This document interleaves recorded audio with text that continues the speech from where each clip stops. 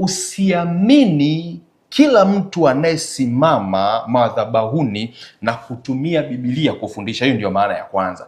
Yaani sio kila anayefundisha, sio usiwaamini wote, lakini sio kila anayefundishwa wanapaswa kumwamini, kwa sababu kuna wengine ni hawa manabii wa uongo wanatumia neno la Mungu vibaya ili wapotosha watu. Kwa Biblia imetukataza. Kwa sio kila madhabahu unatakiwa kuiamini. Sio maneno yangu, ni Biblia imesema kwamba wapenzi, msiamini kila roho.